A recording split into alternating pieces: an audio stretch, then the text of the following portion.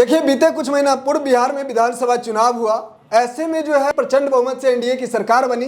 अगर मुद्दाओं की बात करें बिहार विधानसभा चुनाव की, तो सबसे बड़ा मुद्दा बेरोजगारी पलायन रहा। खास बातचीत करने के लिए अभी हमारे साथ अमित कुमार सिंह जी है। जानेंगे कि आखिरकार जिस तरीके से विपक्ष का लगातार सवाल रहा, कैसे देखते हैं इसको। स्वागत है सर। आपका भी बहुत बहुत धन्यवाद और स्वागत है आपके सारे व्यूअर को जी। हमारे तरफ से जो जीत हुई है प्रचंड बहुमत से बिहार का, उसके लिए बहुत बहुत शुभकामनाएं और बधाई। सर, कैसे देखते हैं अब तक के कार्यकाल को, आप कैसे देखते हैं अगर बात करें तो? देखिए, ये जो सरकार नवगठित सरकार बनी है बिहार में जी, ये एक इतिहास बनाएगी। और बिहार को, अब हमारे प्रदेश को भारत को सोने का शेर बनने से पहले हमारा बिहार सोने का शेर बनेगा। बिहार सोने का शेर बनेगा। बिहार सोने का शेर बनेगा। बिहार सोने का शेर इसलिए बनेगा कि बिहार, आप अभी हमारे प्रदेश में घूम जाते होंगे, जहाँ पे 15 साल पहले आप जाने की कल्पना नहीं कर सकते थे। बिहार के अंदर के जिलों में, जगहों में, प्रखंड में जी, वहाँ अभी फर्राटेदार फॉर्च्यूनर, बोलेरो, साइकिल, टेम्पू से लोग जा रहे हैं। और लग रहा है कि बिहार में रोड सड़कें नहीं हैं, बल्कि इस तरह की सड़कें हैं जो जर्मनी और अमेरिका में मैंने देखा है। अमेरिका जैसे सड़कें बन गई। अमेरिका जैसे सड़कें बिहार में बन गई हैं। तो अमेरिका जैसे सड़कें तो बन गई हैं, और बिजली का जो और विद्युत का जो विद्युतीकरण हुआ है बिहार के गांव-गांव में, झोपड़े में, और हर गरीब के घर में जी, अब जो है बल्ब टिमटिमाते हुए दिखता है। अभी हम बिहार में थे 24 दिन। जी, मेरा गांव तो खैर बहुत उन्नत गांव है बिहार का। हम चाहते हैं कि बिहार का हर गांव हमारे बीहट गांव की तरह बन जाए, यानी हर गांव जो है बीहट के तरह बने। हमारा ये अपेक्षा है। मैं जब अपने घर के बीहट में, जब अपने घर के छत पे चढ़ता हूँ, तो एक हाथ में रिफाइनरी का फैक्ट्री दिखता है, एक हाथ में हिंदुस्तान फर्टिलाइज़र का खाद का कारखाना दिखता है, सामने एनटीपीसी दिखता है। ऐसा लगता है कि हम ऐसे जगह पे आ गए हैं जो कि विकास का एक नया गाथा है। नया बिहार कह सकते हैं, विकसित बिहार कह सकते हैं। नहीं, वहाँ तो पहले से था, लेकिन नया बिहार अभी देखिए, अभी हाल में हमारे मुख्यमंत्री जी ने जाके वरुण बिवरेज लिमिटेड का उद्घाटन किया है बक्सर में।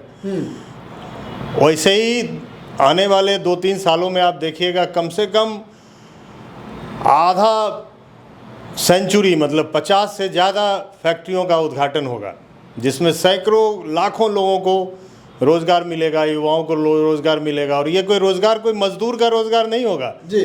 जो हमारे युवा बाहर से पढ़ के इंजीनियर बन के आते हैं, पुणे में हैं, बेंगलोर में हैं, आईटी करते हैं, रुड़की में जाते हैं, वो लोग आकर बिहार में अपना योगदान देंगे, बिहार के विकास में अपना योगदान देंगे। यानी बिहार से पलायन नहीं होगा, दूसरे राज्य के लोग आकर के बिहार में रोजगार करेगा। जी, बिहार में मजदूरों का पलायन तो बिल्कुल ही रुक जाएगा।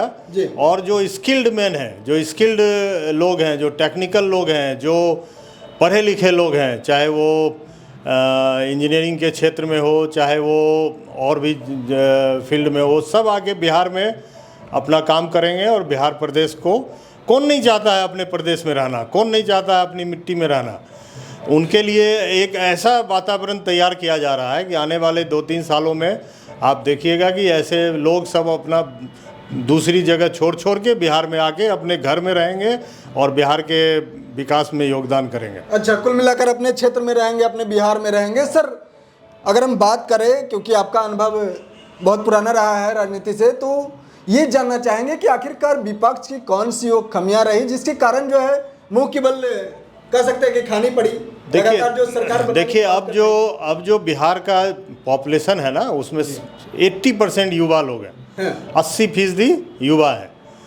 और उन लोगों को ये जाति, ये धर्म, इन सब चीज़ों से परे हट के सोचने की नेचुरल, प्राकृतिक रूप से उनको ये मिला है कि वो हमेशा अपने विकास की बात, अपने रोज़गार की बात, उनको जाति, धर्म, ये सब सोचने का उनके पास कोई समय नहीं है। और जो विपक्ष है, वो जब भी चुनाव में जाती है तो वो अपना जातीय समीकरण का कार्ड खेलती है तो जातीय समीकरण का काट तो इस बार ऐसा धराशायी हुआ कि उनकी हिम्मत नहीं होगी कि अगले इलेक्शन में फिर से जातीय समीकरण और जातीय पद्धति कि हम ये अग्रे हैं तो हम पिछड़े हैं तो हम महादलित हैं, सबको आपस में बांटने की जो साजिश थी वो बिल्कुल ही जनता ने इस बार नकार के उनको धरती पकड़ बना दिया है।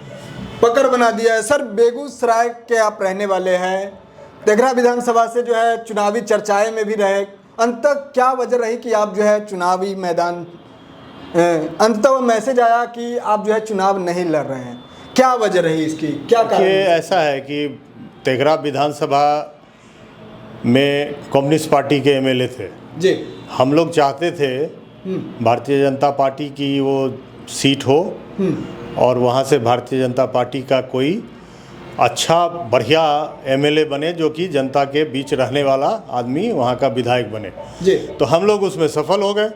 उस सीट को ना ही महागठबंधन से छीन के हम लोग भाजपा के कोटे में लाए और लाने के बाद वहाँ से एक बहुत ही निहायत 2-2 बार का एमएलसी हमारा मित्र, हम लोग साथ में ही बढ़े हैं पले हैं, रजनीश कुमार, वो उनको टिकट मिला और वो भारी बहुमत से जीते। हम लोग व्यक्तिगत रूप से हम और बाकी जितने भाजपा के कार्यकर्ता हैं तेघरा विधानसभा क्षेत्र के बेगूसराय के, वो बहुत खुश हैं रजनीश कुमार के विधायक बनने से।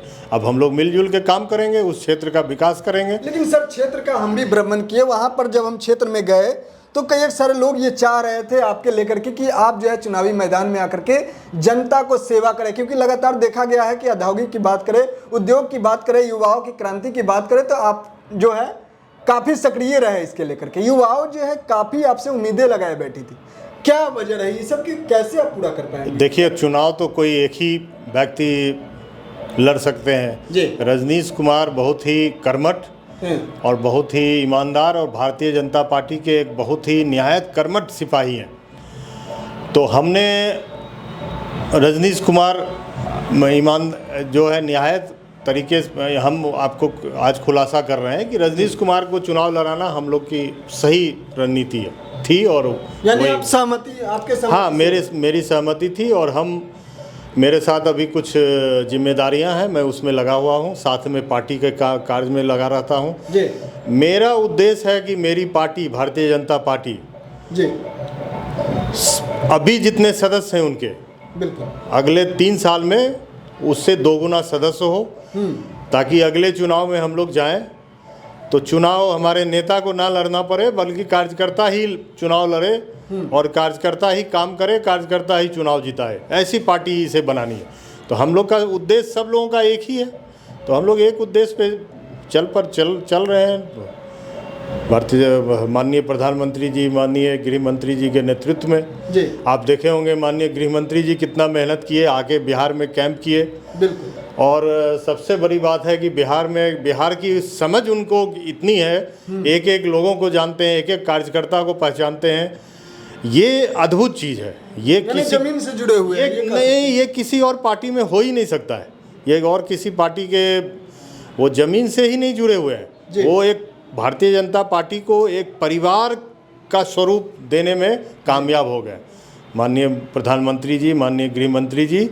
अब ये कोई पार्टी नहीं, पार्टी के साथ साथ हम लोग को फील होता है, हर कार्यकर्ता को फील होता है कि हमारे कोई गार्जियन है, हमारे पार्टी के कोई शीर्षस्थ नेता हैं जिनके नेतृत्व में हम लोग सही रास्ते पे चल रहे हैं। सही रास्ते पर चल रहे हैं। सर, एक सवाल है, लगातार जो है बिहार में अगर कोई रोजगार की बात हो, कोई कंपनियां लगाने की बात हो, तो उसमें जो है सबसे बड़ा जो है समस्या था क्राइम के लेकर के जो है बिहार में अब लगातार योगी मॉडल अपनाया जा रहा है। क्यों जो है इसकी जरूरत पड़ गई, क्या वजह है इसके पीछे? देखिए, क्राइम, माननीय मुख्यमंत्री जी ने भी क्राइम के, उनका तो 3C जो है उनका विजन ही था, क्राइम, करप्शन एंड कॉम्युनलिज्म। तो क्राइम करप्शन अब रह गया है, कॉम्युनलिज्म तो बिहार से बिल्कुल अब ख़त्म हो चुका है, करप्शन भी ऑलमोस्ट 50% पे आ गया है।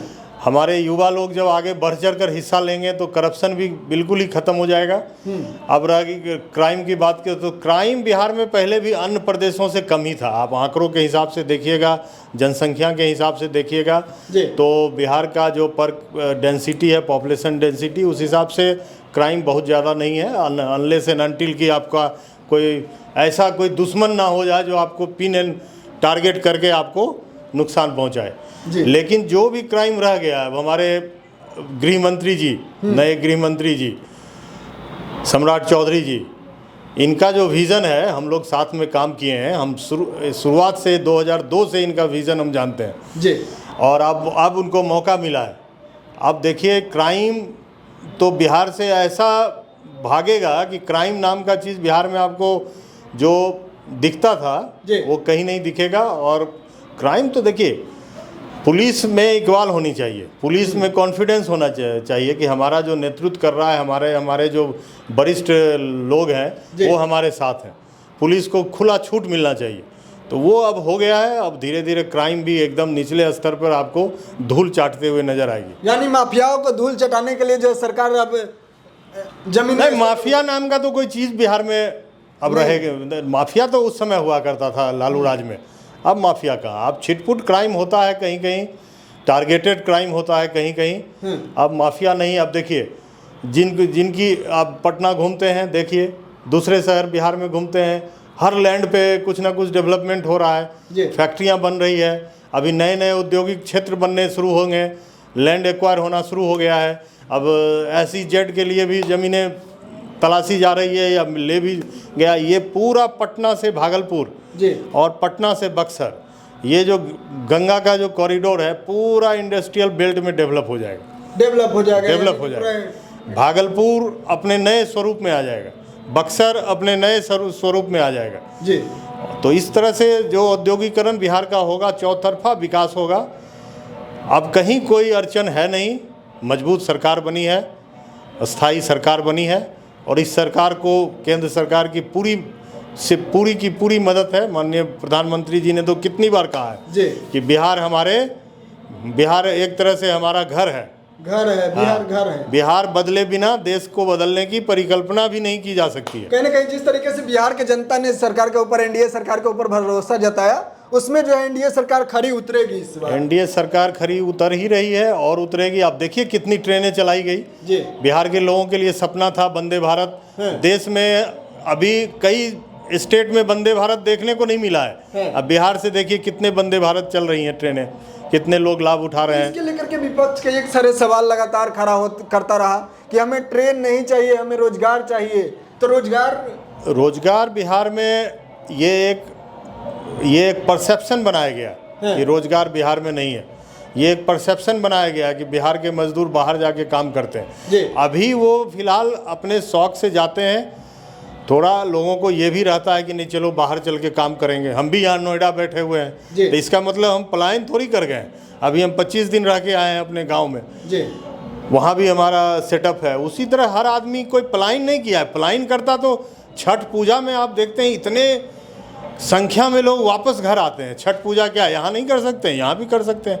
तो एक हृदय में बसा हुआ है, लोग बाहर आ रहे हैं, पूरे देश में जाके काम कर सकते हैं। काम करने में किसी को कहीं मनाही नहीं है। संविधान ने सबको वो दिया है कि आप कहीं भी जाके किसी भी राज्य में कहीं भी जाके रोजगार कर सकते हैं, वो कर सकते हैं। उसको हमारी ये नई सरकार जो है ना, उनको ऐसी सुविधा मुहैया कराएगी कि 20-25 हज़ार महीना कमाने के लिए बिहार काफ़ी है। अच्छा, बिहार प्रदेश से बाहर जाने की ज़रूरत नहीं है, और गए लोग तो अपने शौक से जाएंगे जी, शौक से जाएंगे। एक सवाल है, अभी लगातार देखा जा रहा है कि अतिक्रमणकारी पर बुलडोजर एक्शन हो रहा है, लेकिन विपक्ष जो है इसे बता रहा है कि गरीबों के आशियाना पर बुलडोजर एक्शन हो रहा है। इसे आप कैसे देखते हैं सर? देखिए, अभी हम बेगूसराय में थे जी, तो बेगूसराय के नगर इलाके में बुलडोजर एक्शन हुआ है। तो बुलडोजर एक्शन हुआ तो आप पता कर लीजिए कि वो जितने भी लोग थे, एक एक झोपड़ी के अंदर 2-2 लाख का पलंग मिला। झोपड़ी में शराब की बोतलें, कार्टून के कार्टून, इलीगल हथियार। तो ऐसे लोग, क्या आप बताइए कि ऐसे लोगों को क्या मतलब बैठा के रोड पे झोपड़ी बनवा के और उसको रोज़ खाना मुहैया कराया जाए? ये सारे अपराधी लोग हैं जो रात में अपराध करते हैं, ट्रेन लूटते हैं, घर को लूटते हैं, डकैती करते हैं, और दिन में पूरा दिन ये गरीब आदमी बन के उस झोपड़े में सोए रहते हैं। आप वहाँ के जर्नलिस्ट लोगों से बात कीजिए जी, 2-2 लाख का फ्रीज, कूलर, टीवी सब उस झोपड़े के अंदर। शराब के कार्टून का कार्टून शराब, देसी शराब, ये शराब सब मिला है। तो ऐसे लोगों को तो अब लॉ एंड ऑर्डर मेंटेन करना है, क्राइम को रोकना है, तो क्राइम के जड़ तक तो पहुंचना पड़ेगा, इसलिए ये एक्शन किया जा रहा है।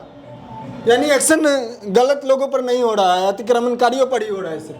अतिक्रमण हम तो बता दिए किन लोगों पे एक्शन हो रहा है, हम तो खुद जाके देखे वहाँ पे नज़ारा बेगूसराय नगर में जी। उसके बाद हमारे गांव में हुआ चांदनी चौक पे, उसमें भी वही सब सारी चीज़ें थी। कम्युनिस्ट महागठबंधन के लोग और कम्युनिस्ट पार्टी के लोग आके बुलडोजर के आगे लेट रहे हैं। क्यों लेट रहे हैं भाई, क्यों लेट रहे हैं आप?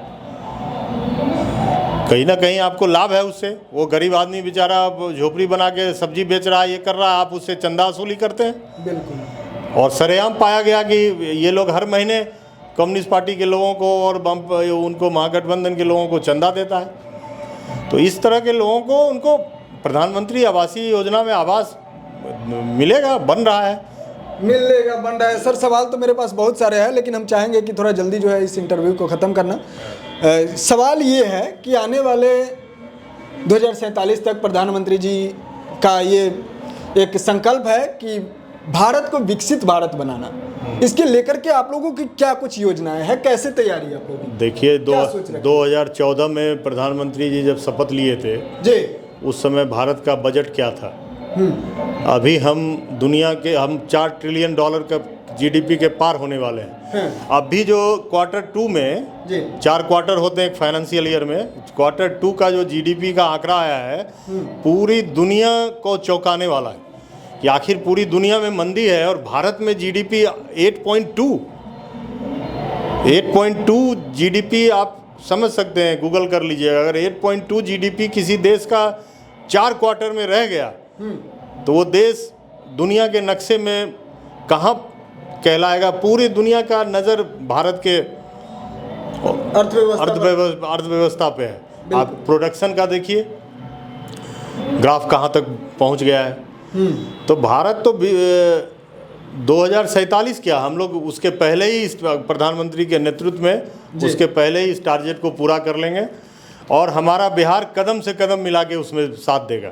यानी हर परिस्थिति के साथ। हाँ, आश्चर्य की बात है, भारत अपने देश का जीडीपी 8.2 और बिहार का भी जीडीपी 9 पॉइंट से ऊपर। तो देखिए किस तरह कदम से कदम मिला के बिहार चल रही है। भारत इस हमारे देश के विकास में कदम से कदम मिला के चल रही है। देश के विकास में बिहार तो कदम से कदम मिला के चल रही है। लेकिन सर जानना चाहेंगे थोड़ा आपके बारे में, आप कैसे जो है, अगर आपको पार्टी की तरफ से कोई जिम्मेवारियां दी जाती है तो उसके लेकर के आप कैसे जो है पार्टी के साथ कदम से कदम मिलाने के लिए तैयार हैं? देखिए, कैसे तैयारी कर पार्टी, हम व्यक्तिगत रूप से हम अपने बारे में बताते हैं, हम पार्टी के लिए बड़े ही छुपे तरीके से काम करते रहते हैं जी। दिल्ली चुनाव में भी हम काम करते रहे जी। माननीय उप मुख्यमंत्री जी के साथ भी जाके उनके साथ करीबी माने जाते हैं, मंच साझा किए और हमने कह दिया क्या था कि दिल्ली चुनाव इस बार हम लोग जीतेंगे, भारी बहुमत से जीतेंगे। अगर आप एक आदमी को भी कन्विंस करके भारतीय जनता पार्टी का आइडियोलॉजी को समझाने में कामयाब हो जाते हैं तो आप समझिए आपने पार्टी के लिए कुछ काम कर दिया। तो हम लोग इसी में लगे रहते हैं, दिन रात लगे रहते हैं, यहाँ से लेके बिहार तक, बिहार से लेके दिल्ली तक। भारतीय जनता पार्टी आज दुनिया की सबसे बड़ी पार्टी बन के बैठी हुई है। तो इसके आइडियोलॉजी को पहुँचाना हमारा क्या मकसद है, हमारे साथियों का जो मकसद है वही हमारा मकसद है। हम हर एक का वही मकसद है, चाहे नेता हो चाहे कार्यकर्ता हो। तो उस मकसद को हम लोग कर रहे हैं और उसमें सफलता मिल भी रही है। यही हमारी भी सफलता है, पार्टी की सफलता, हमारी सफलता, सारा बराबर है, सारा बराबर है, बराबर है। पद पे रहें ना रहें, एक भारतीय जनता पार्टी के कई कार्यकर्ता पद पे नहीं है जी। इसका मतलब थोड़ी है कि वो पार्टी के लिए काम नहीं कर रहा है। पार्टी का काम चल रहा है, बहुत अच्छे तरीके से चल रहा है। सर अंततः उन युवाओं से क्या मैसेज देना चाहेंगे जो आपके लेकर के ये उम्मीद लगाए बैठे हैं कि आप कुछ ना कुछ उनके बारे में कुछ योजनाएं बनाएं, कुछ तैयारियां करें, उनसे क्या मैसेज देना चाहेंगे? देखिए, बिहार के युवा बहुत ही प्रतिभावान है, हमारे भी बच्चे हैं जी। हमारे दोस्त के भी बच्चे हैं, सब आज उसी एज में हैं। मैं तो आश्चर्यचकित कभी कभी रहता हूँ कि इनमें प्रतिभा इतनी कूट कूट के भरी हुई है। जी। ये एक प्राकृतिक और नैसर्गिक गुण है हमारे बिहार के युवाओं में। जी। अब ये आप गंगा मैया की कृपा बोलिए या वहाँ की पूर्वजों का आशीर्वाद बोलिए, हमारे युवाओं को कुछ कहने की ज़रूरत नहीं है। आज हमारे युवा, बिहार के युवा अमेरिका से लेके यूरोपियन कंट्री से लेके ऑस्ट्रेलियन महाद्वीप के जो देश हैं, ऑस्ट्रेलिया, न्यूजीलैंड, वहाँ आप घूम जाइए पूरे विदेश में, पूरे कहते थे ना पुराने 7 समुंदर पार, तो 7 समुंदर पार जाके देखिएगा, आपको एक बिहारी प्रतिभावान युवा वहाँ रिसर्च करते हुए मिल जाएगा। और अब बिहारी युवाओं को रिसर्च में बहुत इंटरेस्ट हो गया है कि हम कुछ ईजाद करें, हम कुछ नया निकालें, हम कुछ औरों से अलग करें। जी। तो बिहार अब रुकने वाला नहीं है। बिहारी रोज़गार की बात तो ये विपक्षी लोग उठाते हैं, रोज़गार नहीं है, ये नहीं है। 100% बिहार में पढ़े लिखे युवाओं के पास रोज़गार रखा हुआ है, रोज़गार उनके दरवाजे पे दस्तक देने के लिए आता है। जी। इसलिए उनको कमी नहीं। उनको मेरा यही संदेश है कि अपने स्किल को बढ़ाएं, पढ़ाकू बनने से ज़्यादा रिसर्च के तरफ ध्यान दें। जी। जब हाई स्कूल में हैं तो ये देखें कि भाई हम जो पाठ पढ़ रहे हैं उसको पूरी तरह से गहन करें। पुराने जो साइंटिस्ट हैं उनके बारे में पढ़ें कि वो लोग स्कूल पास आउट नहीं होते थे, फिर भी कोई ना कोई इन्वेंशन कर देते थे। आर्किमिडीज स्कूल से बाहर था, स्कूल पास उसने इन्वेंशन कर दिया। इस न्यूटन, उन्होंने इन्वेंशन कर दिया। आखिर वो क्या करते थे? जो रिसर्च करते थे, सोचते थे हाउ इट्स हैपन, ये कैसे हो जाता है। तो हम तो आज नए युवाओं को जो स्कूल में है, कॉलेज में है, उनको यही कहना चाहेंगे कि आप इन सब चीज़ों से, सामाजिक परिधियों को चीज़ों को छोड़ के आप रिसर्च करें जी। और किसी के पीछे जाने से नहीं, अपना समय अपने गुण को बढ़ाने में लगाएं। दूसरों के नौकर बनने से बढ़िया है कि अपना। और नौकरी तो हमने भी नहीं नौकरी किया, हम लोग को भी नौकरी उस ज़माने में मिल रहा था, नहीं किए। तो आज हमारे दोस्त सब जो नौकरी कर रहे हैं, हम बड़े गर्व से कह सकते हैं जी कि उनमें से 2% को छोड़ दीजिए तो बाकी सबसे अच्छे पोजीशन पर है। यानी कुल मिलाकर अच्छे पोजीशन में है। नौकरी कोई विकल्प नहीं है कैरियर का। जी।